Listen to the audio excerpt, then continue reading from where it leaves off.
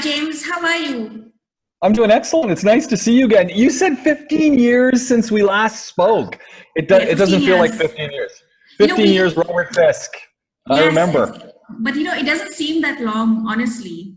I think we did two events at Jashan Mal, the Robert Fisk events. Yeah. That's I think probably when we first understood about your fantastic broadcasting talent. Because you're in the media profession anyways.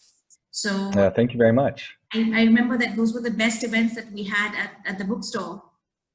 They were a lot of fun, and that promoted and that provoked me to do some work with Josh and Mal and the folks there. We actually ended up doing a radio show where Narain and I talked about magazines, and that all came from this kind of a relationship. So that was really cool. Yeah. Well, I'm glad, and I'm so happy that to see you on the same platform today. And first of all, welcome to you, Define, and thank you so much for joining me in this show. This is my very, very first show, and it's called Soulful Reflections. And wonderful. Thank you. Thanks so much. So you've been in Dubai for 20 years, right? Yes. And prior to that, you've had a whole host of or I would say a repertoire of transformations in various little things. And from what I can remember, you telling me, you said that you were a delivery truck driver at some point. Yes, I went to school in Canada. I'm Canadian. I grew up in a town called Ajax, which is just a little bit east of Toronto, and going to school was really my introduction to all sorts of different jobs. From lifeguarding was a really big one. Okay. I've worked in the House of Commons for a member of Parliament as a researcher and an assistant. Wow. I've worked in working at a coffee shop. I've worked in the loading bay packing boxes. I've worked delivery truck jobs. Gardening, I've done all these different jobs, and then kind of navigated my way into academia by accident. Right. So just for our viewers right now, just wanted to, if you can tell them what you're doing now, and with the podcasting and the broadcasting, and also being a professor at the same time. So let's hear a little bit more about that. So 20 years ago, I came to Dubai to work at Zayed University in the College of Communication and Media Sciences, which is what I actually do now. And it's funny, 20 years on, I'm an associate professor, and I teach media law and ethics. I teach intercultural communication. I teach media criticism. I teach public speaking. So I'm really a communication theorist. Along the way, I ended up doing some work at 99.3, The Better Mix, as a volunteer. Yes. Brilliant show, by the way. It has to have a lot of fun listening to you. And then I got hired on as a freelancer at Dubai Eye 103.8. Matthew Johnson saw something in me, heard something in me, and said, "We want you at Dubai Eye." And I literally, for 12 years, I was a freelancer doing a talk show at night called Nightline. And from there, as things in Dubai do, things change and organizations change. I took my content, took the idea, and with a few of the people that I was making radio with, so Andrew Thomas from Digital Nexa, Colin Thomas from We Will Fix It, Glenn Power from Powerworks Automotive, Jenna Burton, who's a doctor. We took all of our Dubai Eye programs and we created a podcast network where we do different kinds of shows. So we just kind of took the old school and brought it to the new school. And it's funny, I was talking with someone today, Paul Kelly, over at Digital 8 Media, who also I collaborated with for a long time. And he said, James, you've literally taken this dead media of radio and you brought it to life in podcasting, because he said, who listens to radio anyway? We listen to Spotify. We're on Google Car, right? And I said, that's where all my programs are. They're in Spotify, they're in Google, they're in iTunes. And he said, best of all worlds. So I've kind of been following this path, or it's been leading me. Depends how you want to look at it. So it's basically content that never goes out of fashion, isn't it? Yeah, it is. You know what it is? There's always something to learn. And it's being able to have a conversation, tell a meaningful story, connect with your audience, and do things that you love. And if you love it, that energy tends to infect the people who are consuming it with you. Absolutely. James, I have to ask you here, you do so much. Where do you get this energy from?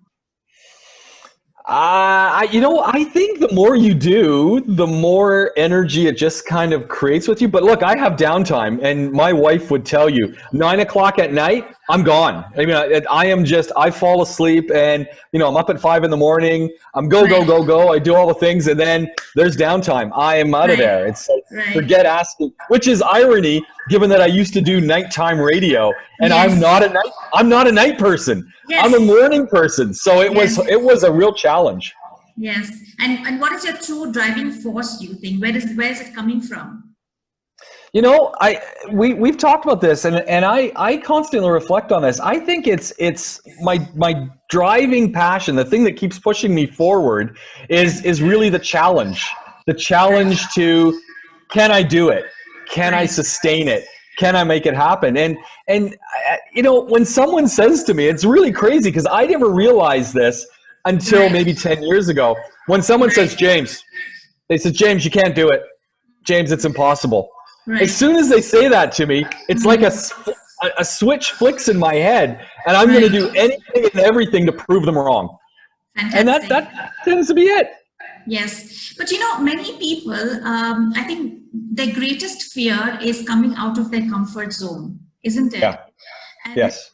What would you tell people here? Like, how should they be stepping out of their comfort zone, getting over their fears, and really doing things that they love to do? My thing is, what are you really afraid of? Because are you afraid of what other people are going to say? Are you afraid of the environment you're in? It's like, I think you got to ask yourself, what am I afraid of? And what do I have to lose? And I find the more I try things, and they're never, ever linear. So it's not like you do this and instant success. But the more I try it, and as soon as you do something and you get that little success, it's like it just infects you. And it's just like, wow, I did it. Now I'm going to try the next thing. Now I'm going to try the next thing. Yes. And that gives you energy. It really makes you excited. Yes, it's almost like an adrenaline. I never get that word right, but it's a tongue twister for me. But it's almost like you have that rush in you where you keep going, and it doesn't stop from there. You're never in your comfort zone. As soon as you get into your comfort zone and you settle down in that, a lot of people just don't want to come out of it, right? Yeah. No, exactly. And it's easy to give up. Look, I've got a great example. I've been doing with some colleagues something called Creative Mornings in Dubai. And pre-COVID, it was a breakfast lecture series that happened once a month. Free, and there's no agenda. It was really just, let's get this going. After 55 events, I kind of started thinking, do I really want to do this anymore? Am I really interested? And I legitimately had to sort of really self-search, right? And so then what did I do is I talked to some people, and they said, James, but you can't stop. And I said, and so what did I do? I turned it on its head a little bit. So how did I turn it on its head? I was kind of running the whole thing. I've kind of now really given a lot of the power of the organization and the power of identifying how we're going to make it work to some other people.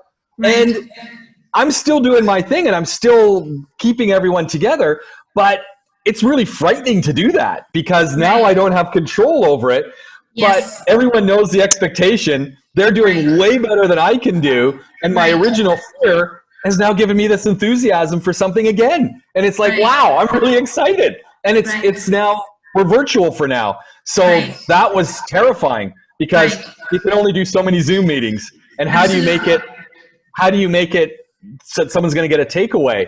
But you know what? We're there. And so it's total fear, I can't do it. Why do I want to do it? Spun it on its head, created a new challenge. And look, I'm excited to see how it's going to turn out. And what's the worst thing that can happen? It's just okay. It's gonna work. But the worst thing is it's going to be okay, and we try something different. But we're still doing it. It's number 57. Yes. Well, those are really, really insightful words, James. What I would like to ask you here as well is that many people, they kind of stop in the middle and they give up. They find something difficult. I mean, so what would you tell people over here? I think people give up for a couple of reasons. First, they want things to happen way too fast. Right. Yes. The way we do things and our goal, we say, I want to, have this company. I want to have this career. I want to do this, and I want it tomorrow. Right. So the first thing is the timeline doesn't work because very few people go from here to here in a straight line successfully. So I think we want things too fast. The second problem is people set unreasonable goals. And I think you're setting that goal. Well, this is my end thing. Well, why don't you set the goal for what am I going to do today? What's today's goal in my pursuit? Well, I'm going to make one contact. What's tomorrow's goal? Well, I'm now going to connect that contact with someone else. What's the next day's goal? And if you start thinking little successes that you can realize, and you start adding them all together, you get to the end. And it's like, I did it. Yes. One of the tips that I do, to tell my clients is to maintain a sort of a victory journal, so to speak. Yeah. So every time you kind of complete that one step that you had written down, you put it down in your victory journal and give yourself a pat on your back. And this happens when you start taking smaller steps, isn't it? Rather than looking at the summit, you look at your journey, like your next step to climb that mountain that you want to reach, isn't it? Yep. It's the same thing. What we tend to define ourselves by what we haven't done instead of, like you said, your victory journal. Yeah. I mean, look at my creative mornings. 56 events completed. So every time I feel down, I kind of go, I've done 56 events with zero budget. Zero budget 56 times. And like you said, wow. And I kind of look at myself and say, it's a little arrogant maybe, but wow, I did this. Like, how many other people can I talk to who've done that? None. None. And so celebrate what you've done. And you don't have to share it with everyone, but just kind of look at yourself and say, you know what? I'm good at what I do. Now let's move on to the next thing. Right.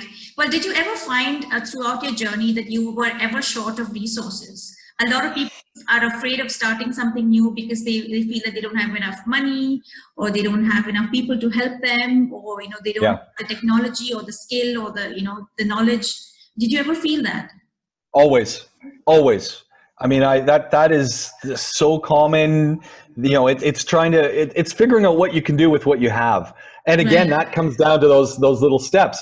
Am I always gonna, how much money do you need? And this is like when we say an event and someone's, first thing someone says, you want to organize an event. You've organized events in your life. First thing people say is, what's the budget? I don't have any money. Oh, you can't organize the event. So, oh, yes, you can. You just have to find the right partners who are going to pay for it for you, right? So it becomes, resources are our biggest thing. And I think that's part of the beauty of what we do as people is our ingenuity. So I don't have this skill.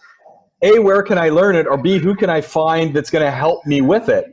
And that's part of that journey. That becomes part of your daily, progress.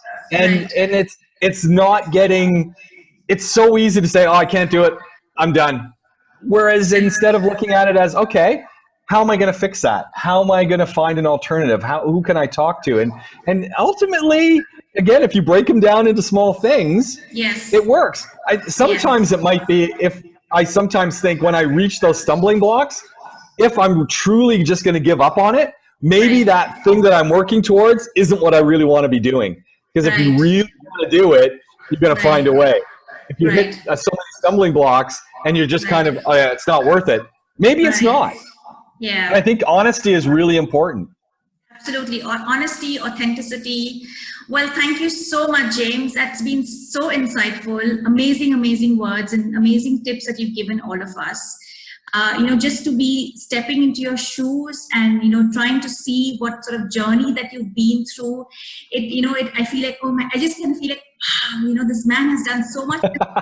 He's constantly jumping around. And what an exciting life to lead, isn't it? you know? It is. It is. You know what? I wouldn't trade anything. I wouldn't do anything different. Right. I'm really lucky. I'm really lucky. And I think we build our own luck, right? It's the people you know, it's the things you Yeah. do. We Yeah. also build our own doom. So Yeah. True. But the doom, from the doom, you can also learn so much. It's a learning process. absolutely. Yeah. Yeah. Yeah. Great. No, for Thank sure. you very much, James. Thanks. And that's been amazing. And it's so amazing to have you on Soulful Reflections. And, I hope that you can share a lot more of your wisdom and your words with the You Define community in the future as well. Anytime you want to have a chat, anytime you want to get together, I'm more than happy to interact with your community. Great group of people. And the more we can get people to think about where they're going and where they've been and how they're getting there, Yes. I think we all have it within us. And it just Yes. makes, if everyone can get a smile on their face and a smile inside Yes. as they go about their journey and they go about their changing of their thinking and their path, Yeah. then that's a success. Yes. It's not about money, it's about how you feel. And I think the good things follow you around. All the pieces start to line up. So, Yes. no, you're doing a great. I really enjoy this, and you're doing a great thing. Keep doing it. Keep doing it. Thank you, James. Thanks a lot, and hope to catch up with you soon again. Absolutely. Thank you. All right.